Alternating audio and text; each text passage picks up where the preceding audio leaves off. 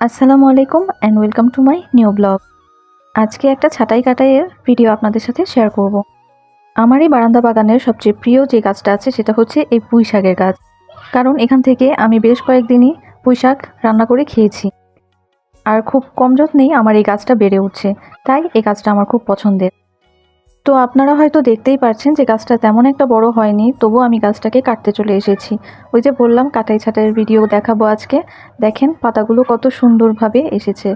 গাছটা তেমন একটা বড় হয়নি, একটু ঝোপালো ছিল, কিন্তু পাতাগুলো যেহেতু বড় হচ্ছিল না আর ইদানিং গাছের গ্রোথটা একদমই কমে গিয়েছিল, তাই আমাকে একটা আপু সাজেশন দিল যে আমি যেন উপর থেকে ডালসহ পাতাগুলো কেটে ফেলি, যেন এই আমার যে পুঁইশাকের গাছটা আছে সেটা আরেকটু ঝোপালো হবে।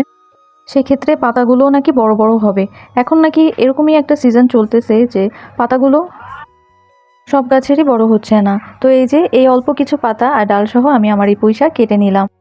যেহেতু এটা শাক আর এটা যদি এখন আমি রান্না করি একদম অল্প একটু হয়ে যাবে, তাই আমার এই মেইন ক্যারেক্টার যে শাকটা আছে এটা দিয়ে আজকে কি রান্না করব সেটা থাকছে নেক্সট ভিডিওতে। তো আপনারা যারা বাগানের মধ্যে অথবা বারান্দার মধ্যে পুঁই শাকের গাছ লাগিয়েছেন তারা কিভাবে পরিচর্যা করেন আমাকে কিন্তু অবশ্যই জানাবেন।